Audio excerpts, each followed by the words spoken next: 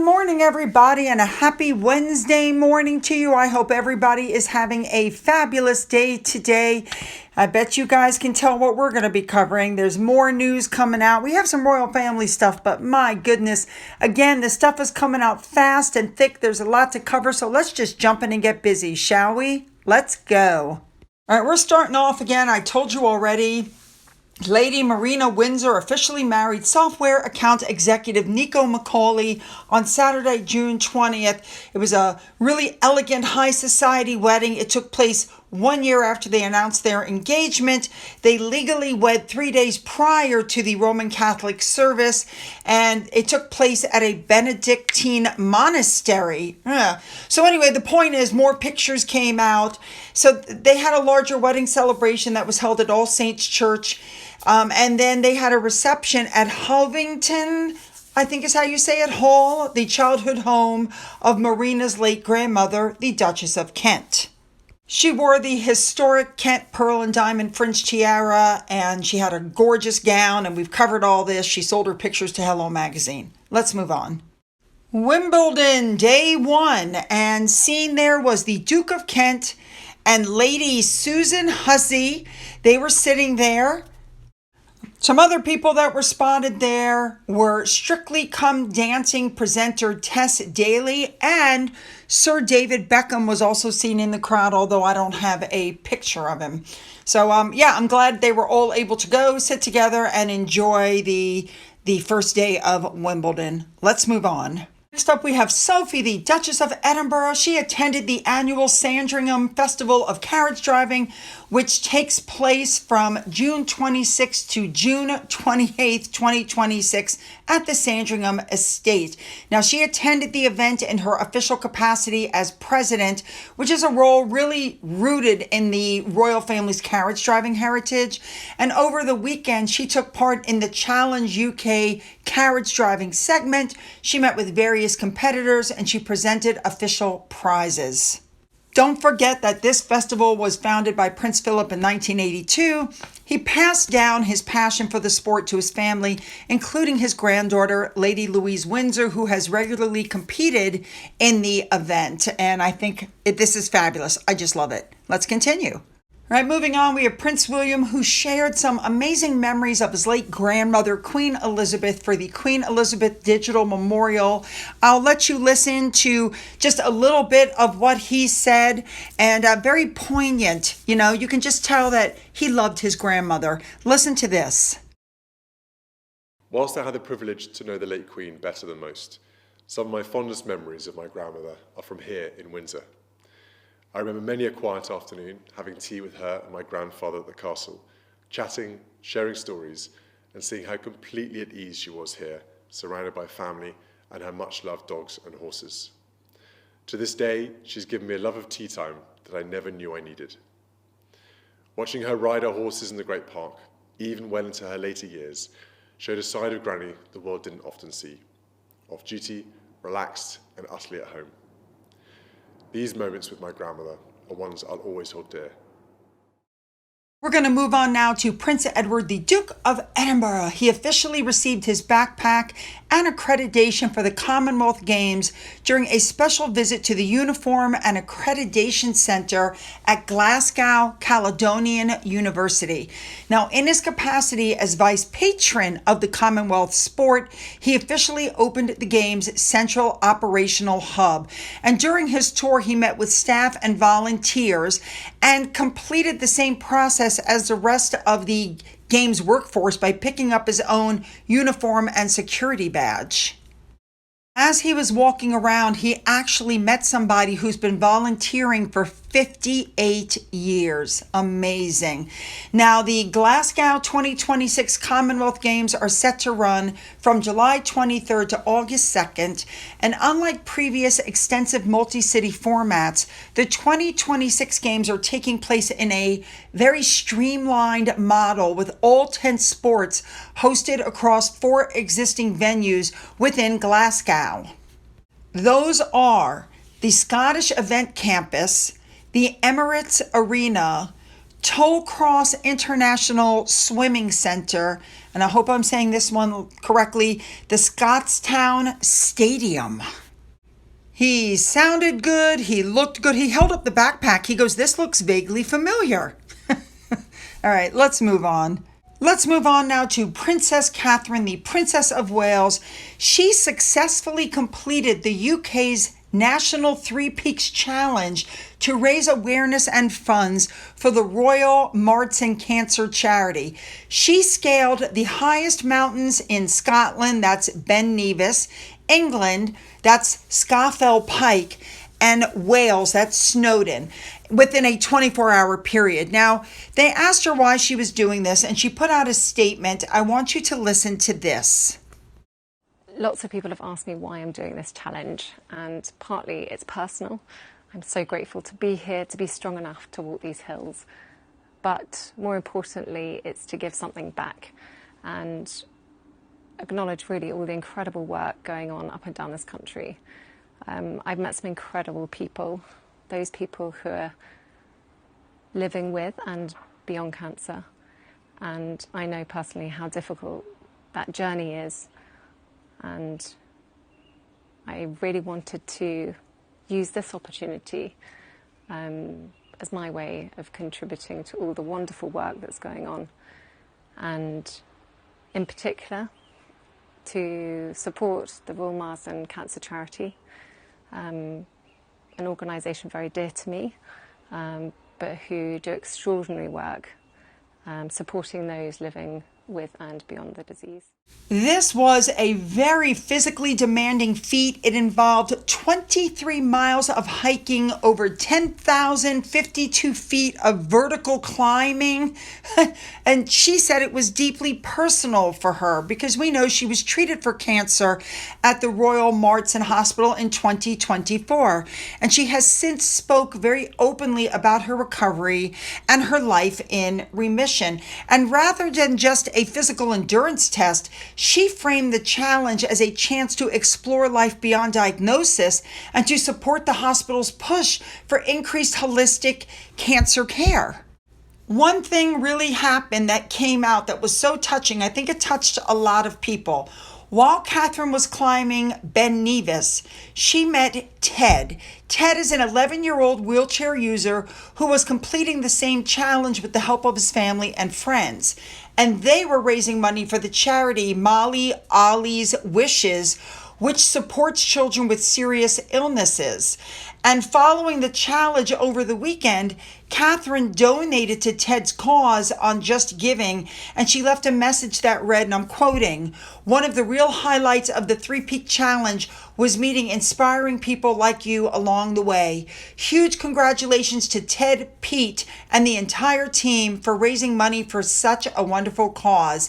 And Ted's Just Giving page, which was set up by his father, has currently raised more than £11,000. And the description reads that Ted is a wheelchair user, but that's never been the thing that defines him. Determination is the thing. Now, going back to Catherine, I told you she was doing this to support the hospital's push for increased holistic cancer care. And the money raised is earmarked to help cancer patients across the UK access integrated physical, emotional, spiritual, and social care alongside traditional medical treatments. And Catherine, who is joint patron of the Royal Marsden Charity, alongside Prince William, performed this trek all by herself. And at the end of her route in Wales, she was greeted by her husband and all 3 children. I think that's fabulous. We know Catherine doesn't talk much about cancer, but she put out a statement. I want to read it to you, and it reads, quote, "Every year, hundreds of thousands of people in this country hear the words no one wants to hear. What follows is a path that tests every part of who we are, physically, emotionally, psychologically, and spiritually.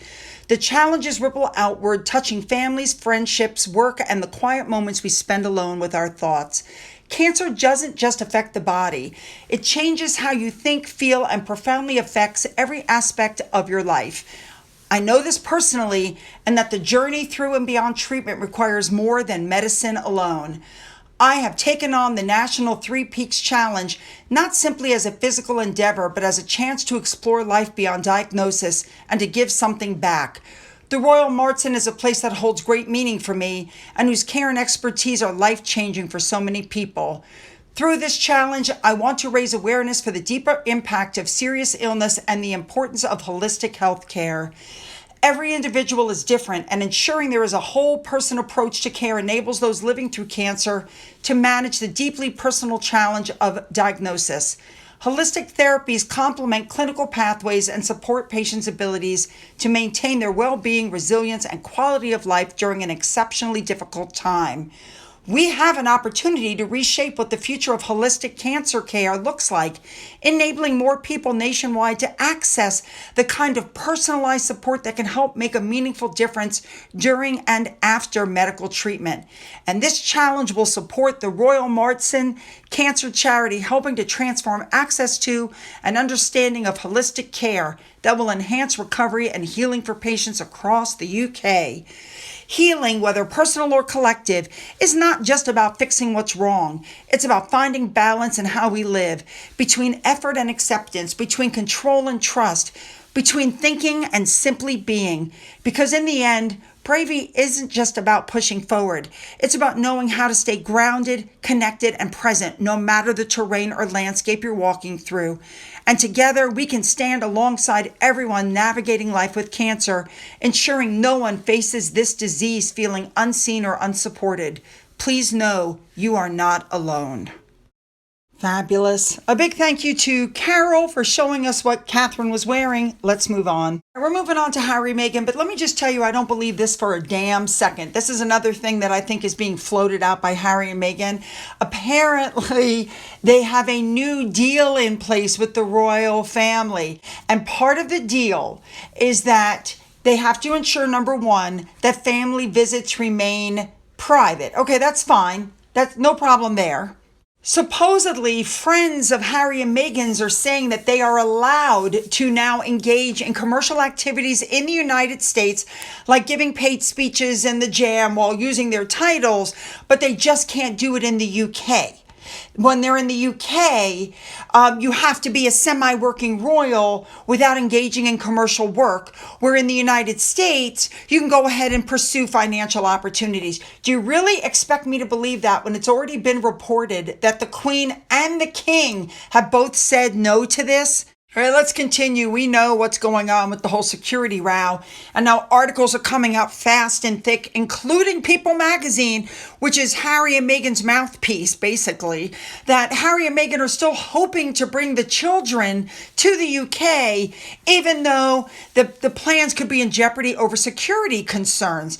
Apparently, over the weekend, Harry was reconsidering aspects of the trip because police protection had not been granted.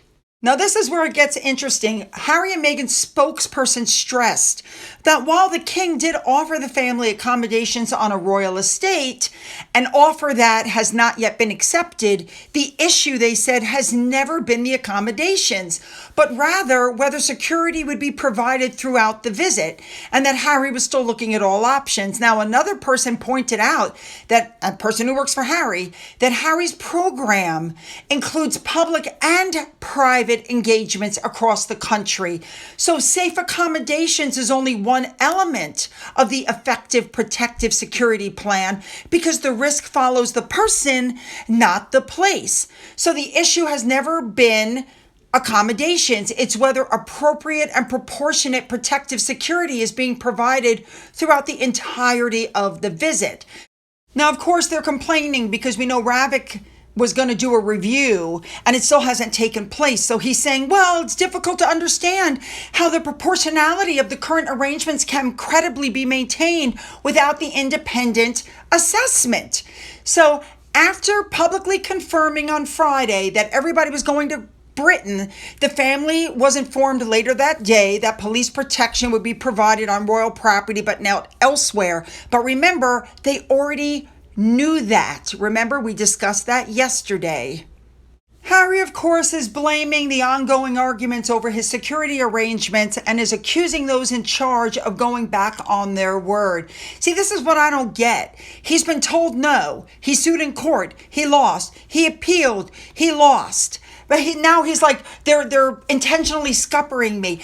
I think this is a man who's never been told no in his life. Now, of course, senior staff in Harry and Meghan's office said that there's multiple threats to target Harry and there's online abuse directed at his wife and it makes her vulnerable to attack. Really? You had no problem going to Colombia. You had no problem going to Nigeria. And you know, the funny thing is, if you can believe this, he is now claiming that these decisions were influenced by those working for the royal family rather than on security grounds alone. It sounds to me like first he was blaming his father, now he's blaming William. Now this trip is going down the drain and it hasn't even started. Well, it started going down the drain when we found out that the money that Harry gave that he said came from his own personal wealth, that was actually a lie. That was the start of it. I mean, let's be honest. There's constant psychodrama that surrounds them. It's being pushed once again to its limits by a PR disaster of Harry and Meghan's own making. And for the sake of family harmony, the palace would have to be perfectly happy with a peaceful, low-key visit. But this has turned into a soap opera again. It's exhausting. I have to tell you, I completely agree with this article. I don't think people are going to care if Meghan doesn't show up. But what most of us veteran observers notice is that the Sussex brand is nothing more than a PR stunt. There's no need for Harry to be in Britain for Invictus this year. I've told you before, it all could have been done by Zoom. There was really no need for him to go there. This was just a way to air grievances about his family. And nobody is denying that Harry and Meghan are high-profile figures with young children, and they would need a degree of protection, but that Meghan is not overly blessed with popularity in a country that she's done little to endear herself to is likely to be a contributing factor. But when you compare it to Catherine's recent actions of, the 23-mile hike, her narcissistic self-regard and desire to hog the spotlight seems even more pathetic and self-indulgent. Now, Harry showed on his last solo trip to Britain that he can still behave himself. Should he make another trip by himself, it would be a shame for the king not to see his grandchildren, but for everybody else, it might be a price worth paying just to be spared a few days of the self-aggrandizing photo opportunities that Meghan pushes. Well, I told you guys the other day that he was manipulating and he was trying to manipulate his way to taxpayer-funded police protection, and mainstream media is now reporting that he's using his family as leverage, his children as a bargaining chip, and his refusal to bring them to the UK unless he gets taxpayer-funded protection is a tactic to pressure the king and the government. And that, let me tell you, King Charles has offered the family accommodations at royal residences, which includes private security, and Harry keeps rejecting these offers in favor of demanding full-time armed police escorts, and that really shows entitlement rather than a genuine safety concern. And opponents are arguing that since Harry chose to step back from his royal duties in 2020, he's no longer entitled to automatic publicly funded security, and demanding it is an attempt to bypass the rules established for non-working royals. Don't forget that he also sued, lost, appealed, and lost. Now, of course, Jack Royston, sugar number 2 behind Omid Scobie, had to jump in on this and saying that this dispute jeopardized a visit that could have allowed little Archie and Lilibet to see their grandfather for the first time in 4 years. Now, let me just tell you, Robert Jobson even said, every time Harry comes to town, the briefings contradict each other. One voice calls it off as a peace mission. Another calls it a trap. They can't all be true. That noise is the sound of a divided crown. And underneath it all, Newsweek was told that there was deep mistrust within the Sussex camp about the role of the king's senior aides in the process through which police security is decided. So Harry really does believe that Sir Clive Alderton is responsible for him losing his security. He's nuts. Mark Dolan, I love him. He had something to say about this. It's short, sweet, and to the point. Listen to this. This is a big moment for the royal family, and it's a bad moment. It's a dangerous moment. It's an existential moment because with Harry and Meghan coming back into the royal fold, as you say, with the subtle blessing of the king, we have more material for Spare 2. This time it's personal, the follow-up book. More material for the second season of the Harry and Meghan documentary on Netflix. More material for Meghan's forthcoming memoir, Meghan, My Story. They are feeding the monster. Now, while all this is going on, Meghan's, putting up stuff again. We have Cookie Queens. They put themselves down as producers. I don't think that show's going to win any awards. I think, like the other stuff that they've produced, I think it's a nothing burger. And I don't think it's going to go anywhere. But of course, Meghan is also letting you guys know that there's a new product coming, like anybody cares. And what's the big surprise? Honey. She already sells honey with sage, honey wildflower, honey with orange blossom. Now she's selling honey with lavender. Like, I would buy a honey with honeycomb for $32 or 24 pounds. She is insane. And she's going to continue to try to sell this stuff. But I'm not buying. Finally, a big thank you to the Prince and Princess of Wales account on Twitter for pointing out that some of the Sussex Squad members are bragging how they have been invited to have tea and cake at We Are Invictus in London. Well, you got to pay them somehow. Yes, I want your comments and your thoughts on this. So put them down, make them good. Don't forget to hit the like and the subscribe button and the bell for all notifications. Then go down into the description box where you'll find the link to my Twitter, my Gettr, my Rumble, my email, a link to my father's book, which remains up for sale on Amazon, a link to my Amazon wish list, as well as a physical address. For those of you who have donated to my coffee fund, thank you so much. And as always, you guys, have a great day.